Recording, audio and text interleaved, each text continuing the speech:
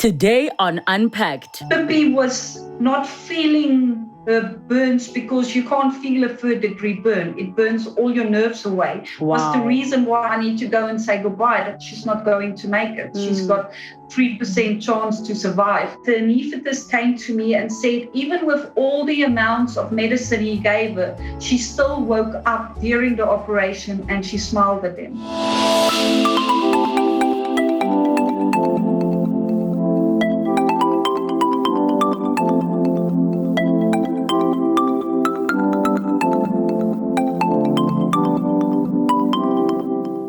The life of a mother changes tragically after an accident. You've read all the headlines, you've read the stories, but today she's here to share her personal journey. Let's unpack. It was at a New Year's Eve family braai at the family home in 2011 when 2-year-old Pippi Kruger's life changed forever. A freak accident led to 80% of Pippi's body suffering third-degree burns. Pippi was the first person to have clone skin grafted from America and has had 100% success with it.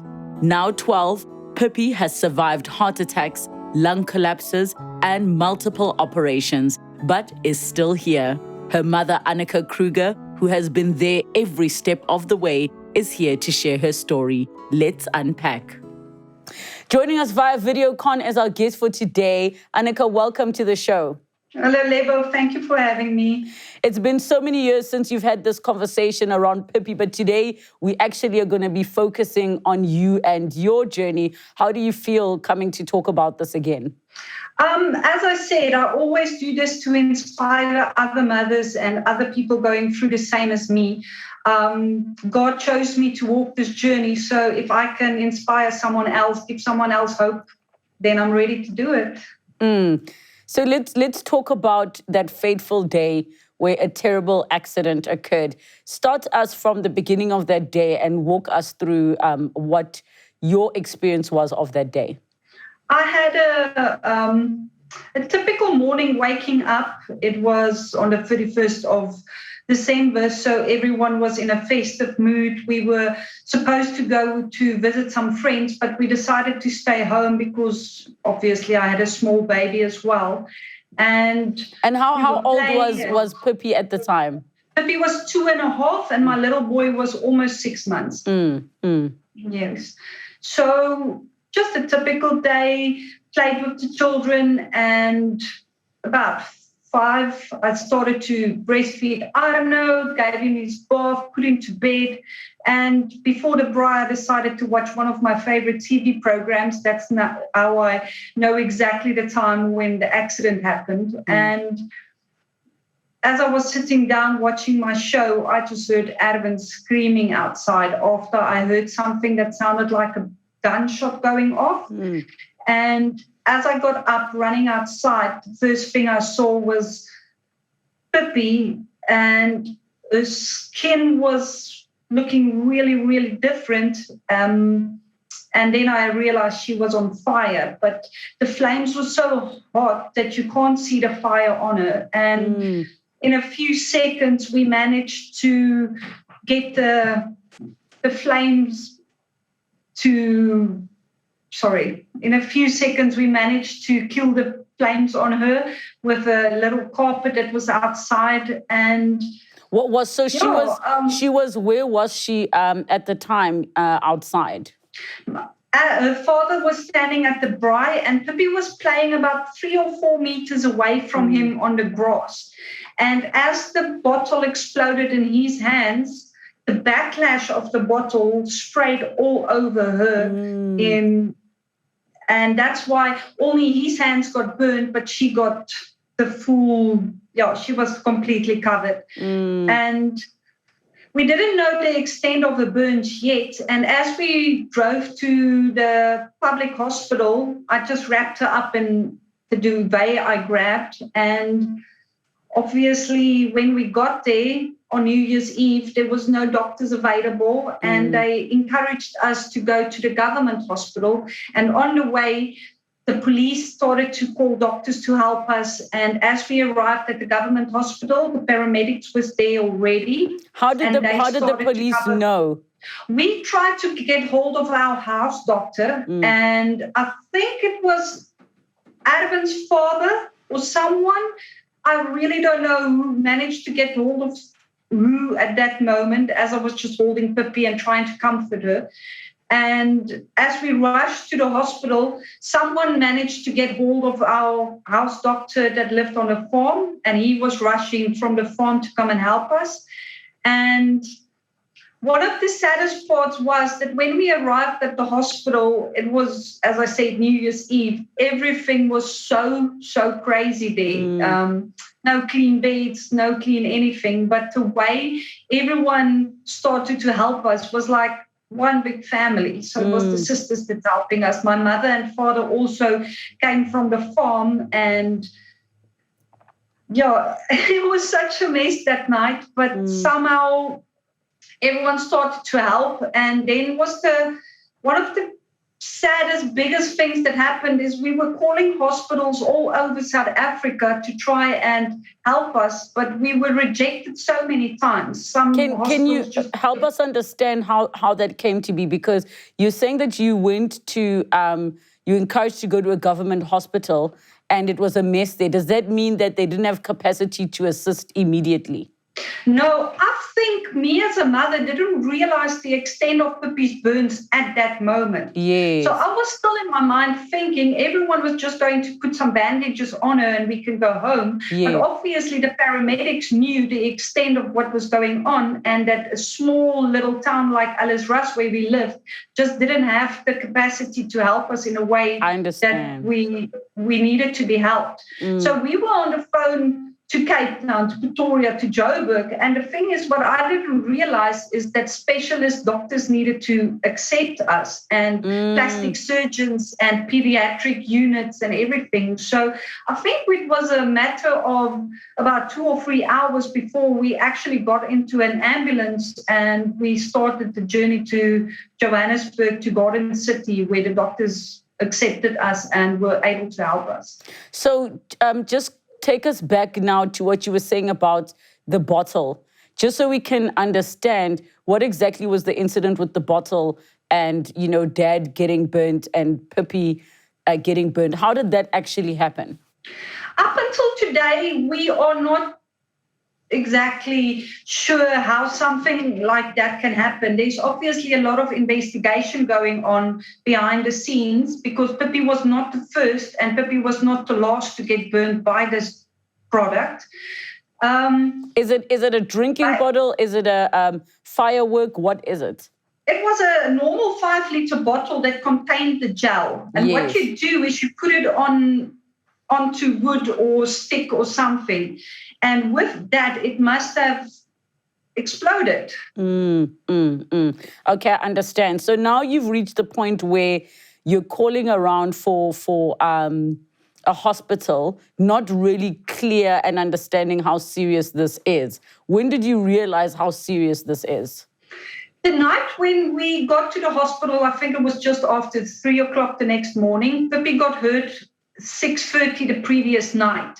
So up until then, she was still talking to me. She was still, as we drove to Johannesburg from Alice-Russ, there was fireworks going off and she could see some of them and she would show them to me. And she was asking if her dad was okay because his hands was in bandages. So up until then, I didn't realize it was that bad. But when we got to the hospital, they took her straight into the casualties and I started to fill out forms. And it was about an hour later, Dr. Miles Bartlett came to me and he said that I need to go and say goodbye, that she's not going to make it. She's got 3% chance to survive. And so many people think I'm terrible, but that was the part where I burst out laughing and I told him that, no, I'm going to take my daughter home tomorrow. There's nothing wrong with her. And he tried to explain to me what was going on and I just didn't get it. And I think it was the next day that Dr. Mia, the plastic surgeon, came and the anaesthetist told me that the amount of anesthetic she needs is going to be so much to keep her under pain that there's no chance that she would survive. And so if I understand you correctly, and I mean, people will always judge, but we can't say what reaction a person needs to have when they're in shock, is that you had a conscious child that was talking about fireworks. So Pippi was not, the picture of somebody who's in extreme agony pain with this terrible burn. She visibly was not looking like she has these horrible deep burns. So for you, having a doctor saying to you, you need to say goodbye, did not make sense. Up until that point, no. It was only after I realized that she was on a ventilator to help her to breathe, and that the fact that Pippi was not feeling her burns, because you can't feel a third-degree burn. It burns all your nerves away. Wow. Was the reason why she was still talking and chatting. And I was thinking that it wasn't so serious up until when I was allowed to see her, and she was swollen up 4 times her normal size. Wow. And she was on a ventilator, and she had all these machines. And it was then that it actually hit me that this was so much more serious than I could ever dream it was. So after now you were faced with the reality of what was happening, I mean, what were the type of thoughts that were going through your mind? Because the doctor has said to you, say goodbye. Did you say goodbye? The first operation Pippi had was where I went into prayer, and lots of people attack you when you say, I was so mad at God. I was fighting him instead of praying that she will be okay. And I was saying that if he wants to take her, he must take her now. But if he wants her to live, then I want her back perfectly. And it was after the first operation that the anaesthetist came to me and said, even with all the amounts of medicine he gave her, she still woke up during the operation and she smiled at him. And I just knew that that's my little girl. She's going to make it. We didn't know what journey was ahead of us because she almost died about 17 times. But yes, she did. Every time she came back to me. So just so I understand, I mean, that prayer that you were sharing, I can so sympathize with what you're saying. Were you in the headspace that if she's going to die, do it now so that my child doesn't suffer, or so that our family doesn't go through this? Or if I have her back, she must be back perfectly, because anything else, I don't know if I could cope. Is that what you were feeling at the time? I don't know how to explain the anger I had. It was like, how can a God of love do this? And it is so hard to explain. But then also God showed me his love by making her survive. And after that moment, I realized that we're just going to have to take it day by day. It doesn't matter what goes on in my mind. We're going to have to do this. And God will give us the strength to do this all. And he never stopped giving us strength. So I never thought about myself in that moment. Obviously, I had a little 6-month-old baby, but I knew he was with my parents. He was well and taken care of. Arvin was in that hospital as well. He was well, he was taken care of. So I could focus 100% on Pippi and getting her through what she needed to go through. And how old were you at the time? I was 27? No, 26. Yeah, just turned 26 that year. Yeah. What do you think in your life got you to the place where, because some might say 26 is so young to go through such a scary moment. It didn't just happen that day. It lasted for a while. What do you think brought you to a place in your life at 26 that you had the strength to keep going? After day 3, it was when people started to send me messages of hope and to start praying with me and everything. And I didn't realize at the time that I was going to have the whole world backing me.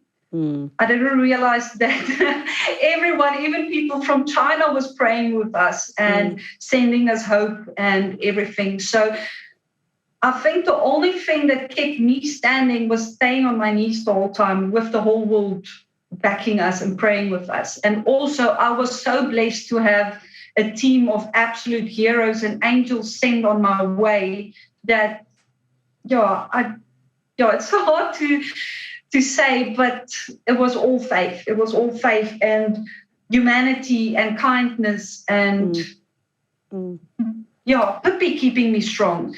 A few days before she got hurt, I actually had my thyroid removed. And I was so tired that morning. And I told her, I just don't have the strength today. And she told me that if you don't have strength, you can have some of mine. Oh. I mean, she was 2.5 years old. And till today, I still get a lot of strength from her to keep on going day by day. That's very beautiful. So when you're now, you were speaking about the plastic surgeon coming to meet with you, the anaesthetist, and they were busy explaining that, even the meds we're going to give her and all those things might not be sufficient. And they were giving you these percentages of what they think could go wrong or could go right. At that point, were you still able to fathom the gravity? And I don't just mean like, a person could die, my child could die, but the gravity and the seriousness of how complicated the situation was. I think the first time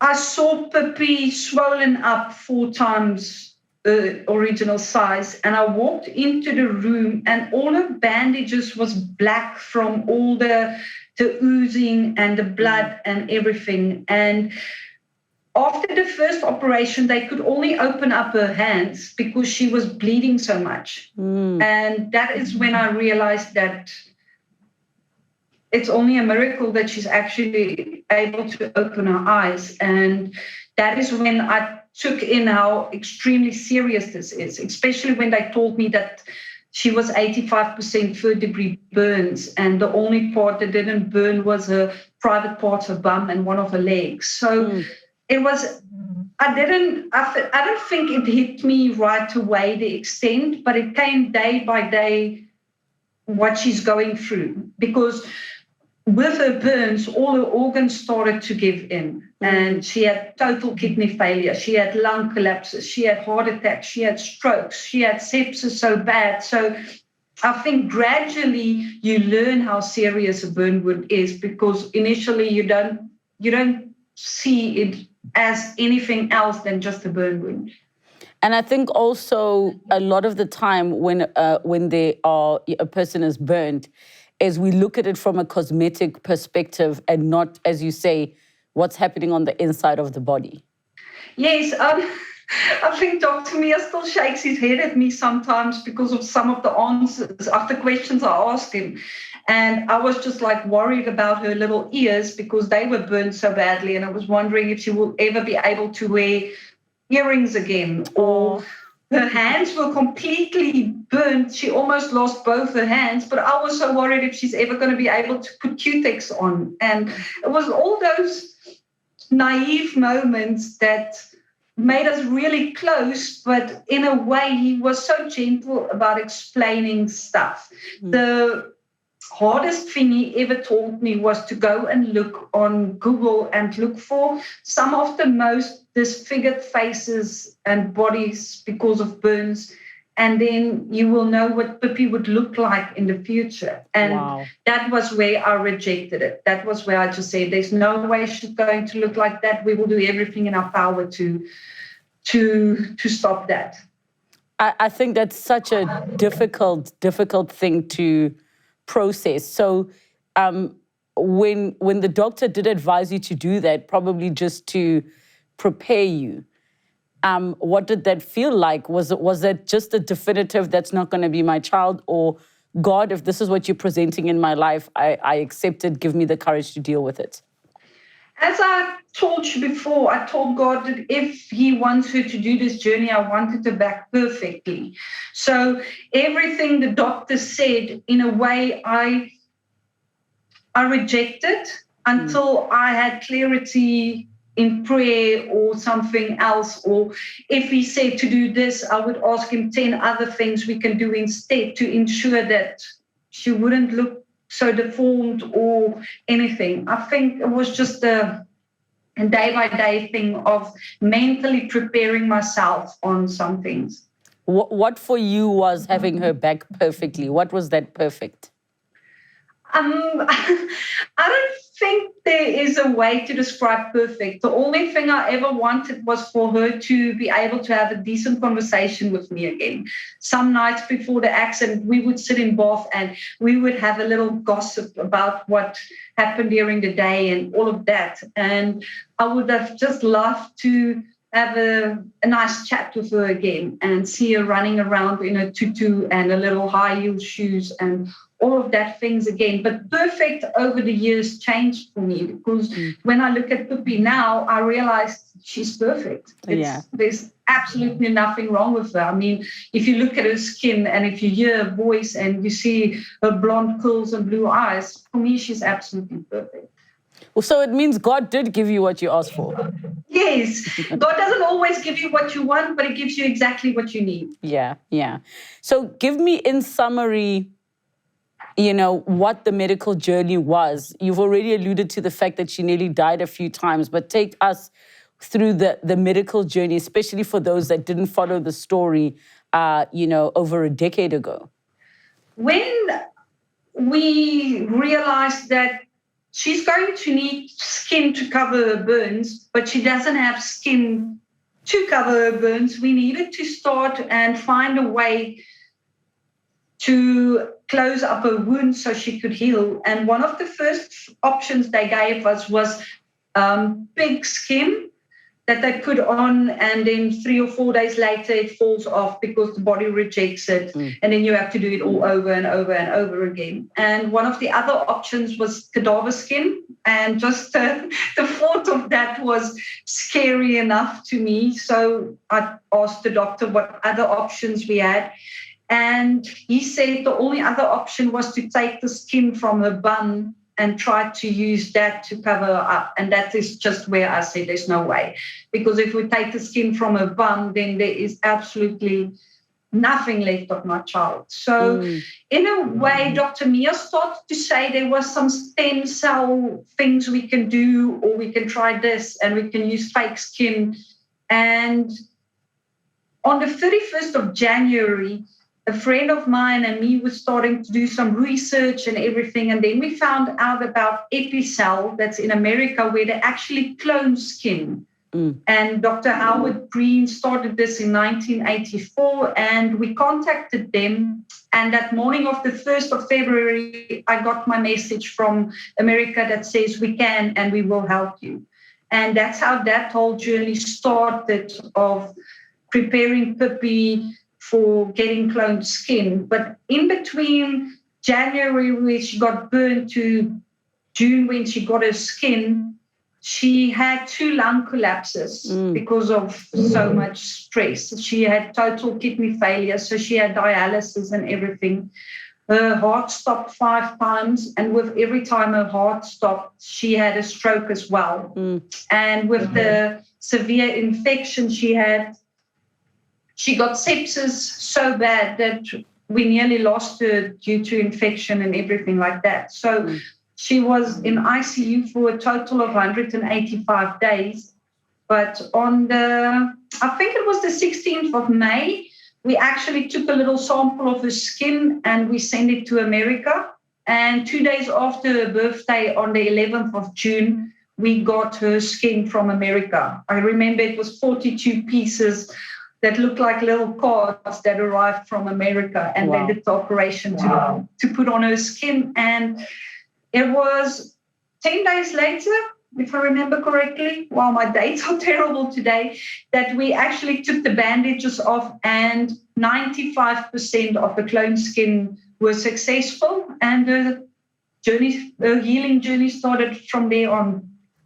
Annika, so in that time, of those over 180-something days that you were in the hospital with your child, what was your life like at the time? I mean, how do you can't work? No, her father actually went back after he got healed, and he continued to work on a farm and everything like that. But I was, for the first 5 months, living in the hospital with her, because there was no way I was just going to leave her alone. My son was staying with my parents. He actually ended up staying with them for almost 2 years. But the first 5 months, I was in the hospital, 6 o'clock in the morning. I was in ICU with her. 10 o'clock at night, they would kick me out.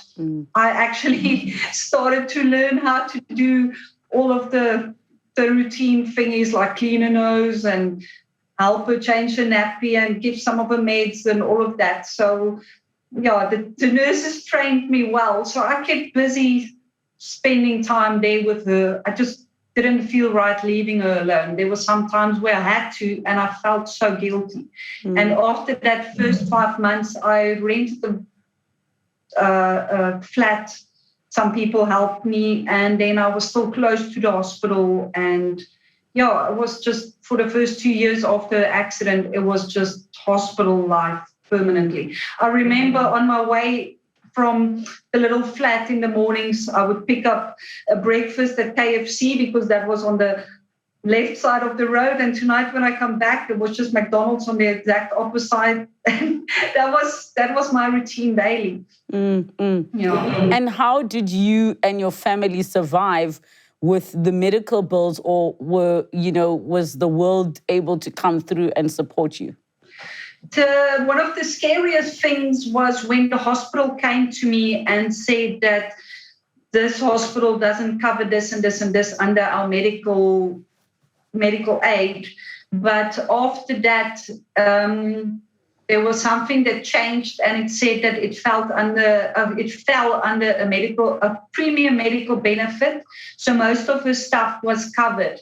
And a lot of my friends and people started to do some fundraisers for us. And so there was so much help coming in at one time. And that's how we were able to get her clone skin and all of that. As I said, God provided for us since day one. So in total, if the doctors and fundraisers had not come through to support and help, if medical aid was not there helping, how much are we talking the total bill was going to be for this entire journey? With her skin, with the rehab, with everything, obviously hospitals, everything, it was more than 10 million rand if you can make it a round sum like that. And that's not the cost afterwards. Up until now, there's obviously so much equipment she needs and all of that stuff. So it's an ongoing, it never stops, if you can say it like that. Yeah. What was it like returning to work, and when did you go back? I'm still just a mommy at home. Because Pippi had the 5 strokes, she also had some severe brain damage, and she can't walk or sit or talk or anything like that. So after she was released from hospital, we went to rehab in Auckland Park, where we stayed a few months as inpatients. And I think it was up to a year that we were outpatients. And after that, I took over the role of doing all the therapy and all of that stuff. It was only after 3 years back when I moved to Still Bay that I thought I wanted to work, and I opened up a little coffee shop. But with the COVID, that closed down as well. And now I'm just a mommy again. Yes. And what has life been like?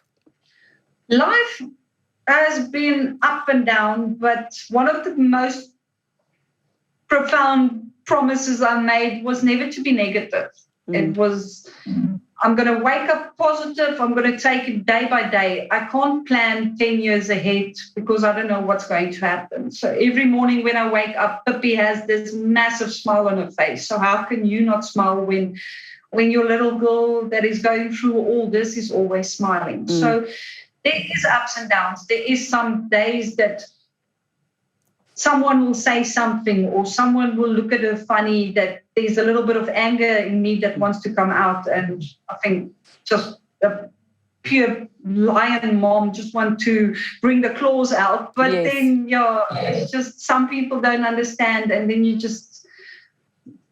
don't react on it anymore. And you just take it day by day. All the exercises, all the dietary things, all the needs, and then you have your other son as well, the normal one, if you can say it like that, and he has his needs, and he feels rejected and abandoned sometimes, and just making it all fit into your little bubble.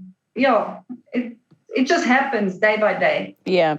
And how is Pippi's recovery, rehab coming along? I mean, excuse me, you've mentioned that because of what she went through as a result of the accident, there's certain things she's unable to do.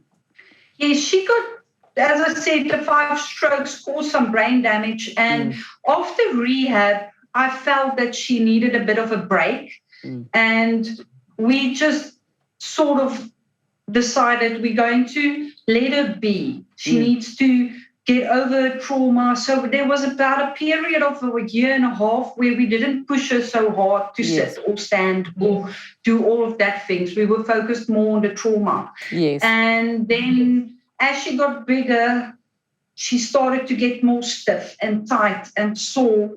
And it was, in a way, I started to see that she's ready to go into more therapy now. And then we found out about a company called Family Hope Center. They are from America, and they were actually here, and we went to do the course with them. And after about 3 or 4 months after that, we took her to America to get a full evaluation. And we got this amazing program and diet and all of the exercises she needed so that I could do all the therapy at home. And it was about 4 or 5 months after that, I started seeing my Pippi, the real Pippi, waking up again, the little girl that wants to sit and stand and try and all of that. We try to not take her for any unnecessary operations because obviously there will be a lot more in the future. She already had 60 operations up until today. So it was in February where we actually took her to get some Botox and a skin release operation. So with Dr. Mia's help, we will still help her with her skin growing and all of that. And then I will do all the therapy here at home, being the little chef for her because she's on a strict diet as well and all of that. So, yeah, it's been awesome. What are the things that you would like South Africans to know? One of the things I always say is never give up hope. There is hope in everything, and waking up every morning is a new reason to hope again. And never take no for an answer. You can always get a second, third, fourth, 10th opinion, but never back down if you know that there is something better for your child or for someone going through something. There is always help, and people can stand together and fight this fight with you. It's never impossible. Mm-hmm. And I think that's so beautiful that you're able to come out of that journey with all of that. There is so much reason to be grateful for South Africans. And as I said, the whole world that kept me strong and always been there. I mean, it's December, it's 10 years. And some of the people I started this journey with is still with me. And on this journey, I obviously meet more and more and more people. So we have this little tribe going, and it's amazing to be part of that. And with what Pippi has been going through, I've been able to help other kiddies as well. And we have an extremely close special needs family that came out of this as well through the Family Hope Center and all of that, and Brainchild Fund and all of that. So it keeps on growing. Pippi is... with her, it was like a little seed was planted that is turning into this massive tree now. Mm-hmm. Wow. What a beautiful, beautiful journey that you are speaking about. I mean, absolutely painful. I cannot imagine what 60 operations even looks like. And the fact that she will still have more procedures that she needs to do, more rehab. The journey is continuing, but your attitude, I think, is in exactly the right place that she needs to continue to grow. And I hope that you continue to be a shining light, not just for Pippi, not just for your family, not just for your community, but for the world, for this amazing, amazing story and how you've come out of it. Thank you very much. I really appreciate it. Thank you so much, Annika, for joining us, and thank you for coming through to Unpacked to share your story. Thank you, Lebo. It was wonderful talking to you. Hashtag Unpacked with Relebogile. It really is amazing that all these headlines, all these stories, there are people behind them. And I just love the fact that we get to sit down and have these conversations, hear the personal journey that a person has walked. So thank you so much to our amazing guest. And thank you to all of you for tuning in. Have a good night. Next time on Unpacked. It's the one thing that I trust emphatically is my intuition, because it never lies. Oh, so can you see into the future? I predicted 9/11.